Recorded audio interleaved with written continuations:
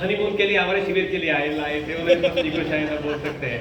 तो तब से ही हमारे प्रभाव में है और चाहते हैं कि हम इधर इस और आए और कुछ बताएं बातें लोगों को। तो शिविर में भी आए हैं और ये शिविर 16 को खत्म होगा तो हम नांदेड़ जाएंगे इनके साथ, और 17 तारीख को पूरा दिन का जो हम निसर्ग गाइड शिविर लेते हैं वो मराठी में रहता है, वो पूरा एक दिन का शिविर उन्होंने आयोजित किया है और वो नांदेड़ में होगा और फिर हम वापस चले जाएंगे। तो ऐसे हम घूमते रहते हैं और बहुत सौभाग्य की बात है कि आपसे मिलना हुआ। थोड़ा परिचय तो नहीं दिया है क्या काम करते हैं, तो हम एक 3, 4 या 5 जैसे हमारे संभव हो 4-5 लेक्चर्स में हमें पूरी बातें आपके सामने रखना चाहते हैं। कुछ बातें मैं सामने रखूंगा, कुछ बातें पूर्णिमा सामने रखेंगी। वो स्वास्थ्य की दृष्टि वो ज़्यादा बोलेगी, बाहरी पर्यावरण जो है प्रकृति जिसे हम कहते हैं उसके बारे में जो समस्याएं हैं उनका हल कैसे निकाला जा सकता है, समाधान कैसे हो सकता है, इसके बारे में मैं आपसे बोलूँगा। इसका सबका मूल जो है ना, उसके हम मूल की ओर जाने वाले कि समस्याएं क्यों है भाई। प्रकृति की समस्याएं हैं तो सिर्फ प्रकृति की है क्या? नहीं है। राष्ट्र के स्तर पर समस्या है, नेशनल लेवल पे, इंटरनेशनल लेवल पे समस्याएं हैं। भाई ये अमेरिका क्या कर रही है, रशिया और यूक्रेन का क्या चल रहा है, इसराइल और हमास का क्या चल रहा है, भारत और पाकिस्तान का क्या हुआ, तो जानते हैं। तो नेशनल लेवल पे समस्या है, इंटरनेशनल लेवल पे है।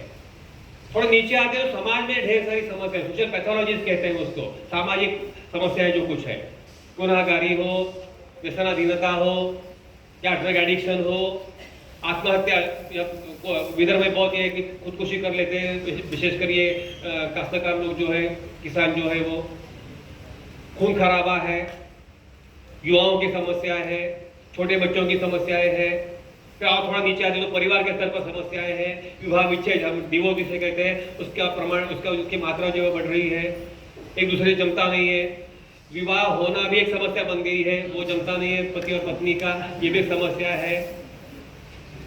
घर है अगर तो घर में बच्चों का क्या करें, दोनों नौकरी पर जाते हैं तो बच्चों का ख्याल कौन करेगा, ये समस्या। और वृद्धों का क्या होगा, ज्येष्ठ वयस्क नागरिक है उनका क्या होगा, तो दोनों को इनको निकाल देते हैं वृद्धाश्रम में, इनको डाल देते हैं पालना घर क्रेशेस में, तो फिर दोनों जगह समस्याएं पैदा होती है। उनको लगन जो चाहिए वो होती नहीं घर में, तो फैमिली टूट जाती है। और इसके आगे पहला बिल्कुल जो निचला वाला स्तर है कहेंगे, बेसिक मूलभूत मौलिक जो स्तर है वो है व्यक्ति का। तो व्यक्ति का स्तर भी समस्या, ढेर सारी समस्या है, शारीरिक समस्याएं हैं, मानसिक समस्याएं हैं, अध्यात्म का तो पूरा अभाव ही है वहां। और इसके मूल कारण है बुद्धि भ्रष्ट हो गई है। तो शरीर, मन, बुद्धि और आत्मा चारों स्तर पर समस्याएं है। तो ये समस्या क्यों है? ये जो बातें कह रही थी कि मैं जब टेल्को में नौकरी, टाटा मोटर, टेल्को जो है ना अभी कहते हैं टाटा मोटर, उस कंपनी में उस समय जॉब करता था। और उसके पहले भी जब मैं इंजीनियरिंग का शिक्षा ले रहा था पुणे में, डिप्लोमा किया मैंने पुणे में, तो शिक्षा लेता था मैं, तो समय पुणे की दो बहुत अच्छी संस्थाएं थी, उसको कहते हैं एनजीओ कहते हैं हिंदी में।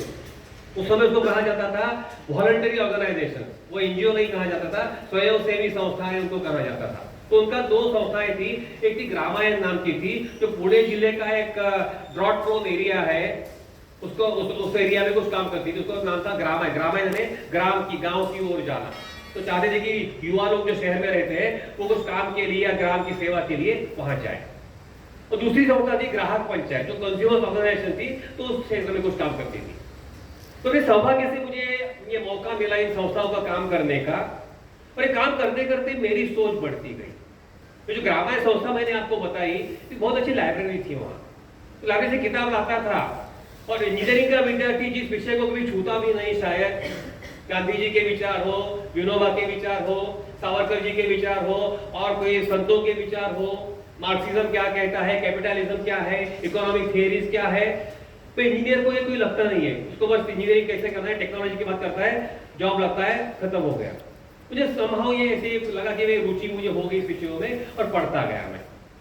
वहाँ कुछ वक्ता आते थे, विद्वान आते थे, वो लेक्चर देते थे, बहस होती थी उनके साथ, तो उसके कुछ ज्ञान होता था, और इससे मेरी सोच बढ़नी लगी कि भाई ये सारी समस्याएं मैं देखता हूँ व्यक्ति के स्तर पर, परिवार के स्तर पर, समाज के स्तर पर, राष्ट्र के स्तर पर और प्रकृति के स्तर पर। तो 5 स्तरों का विचार हम अब करने वाले, तो ये 5 स्तरों पर समस्याएं हैं। मुझे ऐसा लगा, थोड़ी बात कम समय में बतानी है तो, कि भाई ये सारी समस्याएं अलग अलग नहीं है। ऊपर ये इसका मोबाइल चल रहा है शायद, तो ये समस्या ऊपर ऊपर से देखते तो अलग लगती है, भाई व्यक्ति की समस्या कुछ है, परिवार की अलग है, समाज की अलग है, राष्ट्र की अंतरराष्ट्रीय स्तर पर अलग है, और प्रकृति की अलग है। इनका एक दूसरे कोई संबंध है नहीं, ऐसा लगता है हमें, संबंध है नहीं उससे कुछ। तो ये ऐसा नहीं हो सकता, ये ऊपर से अलग अलग है, इनकी जड़ जो है वो कहीं एक जगह नीचे जमीन में है। एक जड़ से ये विश्व वृक्ष हम कहते हैं वो फैल रहा है, और सारी जगह हम समस्याएं देखते हैं। और बहुत सारे सोच होने के बाद जो पढ़ा मैंने, कुछ खुद सोचा, उसके बाद मैं एक निष्कर्ष पर आया कि व्यक्ति के बढ़ने वाले उपभोग, increasing the consumption of individual, और व्यक्ति का उपभोग बढ़ाने की जो बात चल रही है ना, ये सबकी नींव है। और आज जिसे विकास कहते हैं तो ये बिल्कुल ये बात है कि व्यक्ति की उपभोग बढ़ाना है। तो जीएसटी क्यों कम कर दिया? अमेरिका को माल नहीं भेज सकते, उन्हें बहुत टैक्स लगाया है, तो हमें हमारे देश में उपभोग बढ़ाना है, तो कीमतें कम दी तो हम ज्यादा खरीदी करेंगे और हमारा उपभोग बढ़ेगा, बस इसलिए जीएसटी कम कर दी। तो इकोनॉमिक जो बेस है, इस सबका विकास का बेस जो है वो उपभोग बढ़ाने का। तो मैं बोला कि भाई इकोनॉमिक्स कहता है कि उपभोग बढ़ाओ उससे विकास होगा, तो फिर सचमुच विकास होगा क्या? उपभोग बढ़ाते हैं तो उत्पादन बढ़ेगा, कंजम्पशन बढ़ता है तो प्रोडक्शन बढ़ेगा, प्रोडक्शन बढ़ेगा तो जीडीपी बढ़ेगा, जीडीपी बढ़ेगा तो विकास होगा। थिंकिंग तो इकोनॉमिक्स का एक बिल्कुल लीनियर, जैसे एक रेखा जैसे रेखा है, इस तरह का थिंकिंग है कि उपभोग बढ़ाओ, उत्पादन बढ़ाओ, जीडीपी बढ़ाओ, अब विकसित हो जाओ। 1 trillion economy, 2 trillion economy, 5 trillion economy तक हमें जाना है दुनिया में। उस समय हमारा शायद 25वां 30वां स्थान होगा। अब 11 साल पहले हम 11वें स्थान पर थे, अब हम आ गए हैं 4थे स्थान पर दुनिया में। इकोनॉमिक ग्रोथ हुई है हमारी। लेकिन क्या इकोनॉमिक ग्रोथ को हम विकास कह सकते हैं? नहीं कह सकते। विकास तो एक बहुआयामी संकल्पना है, multi dimensional, multi faceted concept है। उसको सिर्फ इकोनॉमिक ग्रोथ पे या उपभोग कितना लेते हैं, उत्पादन कितना करते हैं, इसमें हम रिड्यूस नहीं कर सकते, छोटा नहीं कर सकते उसको। चिंतन करते रहता हूं, लोगों के सामने मेरी जो सोच है वो रखता हूं कि भाई विकास क्या है। तो यहाँ ये विकास की अवधारणा जो है, कंसेप्ट ऑफ डेवलपमेंट जो कुछ है, तो बिल्कुल गहराई से उसको हम परीक्षण करने वाले कि आज इसे विकास कहते हैं, ये विकास है या नहीं, और अगर नहीं है तो सही विकास क्या है। और क्या ये आज को विकास जो हो रहा है वो अगर प्रकृति की पूरी बर्बादी करके हो रहा है, हमारा उत्पादन जो बढ़ता है, प्रोडक्शन जो बढ़ता है, संसाधन कहां से आते हैं? प्रकृति से आते हैं। ऊर्जा कहां से आती है? प्रकृति से आती है। प्रदूषण हम कहां फेंक देते हैं? प्रकृति में फेंक देते हैं, हवा में फेंक देते हैं, पानी में फेंक देते हैं, जमीन में फेंक देते हैं। कचरा कहा जाता है? धरती पर फेंक देते हैं। तो प्रकृति की अगर इस तरह से बर्बादी करके हम विकास कर रहे हैं तो भैया विकास कैसे कहा जा सकता है? जिसके आधार पर आगे वाली पीढ़ियां जीने वाली है, आने वाली पीढ़ियां, अगर उनका भविष्य ही हमने बिल्कुल बर्बाद कर दिया तो क्या है डेवलपमेंट सस्टेनेबल रहेगी? सस्टेनेबल कही जा सकती है? नहीं कही जा सकती। ये विकास धारणाक्षम है नहीं, ये शाश्वत है नहीं। इस development is basically non sustainable.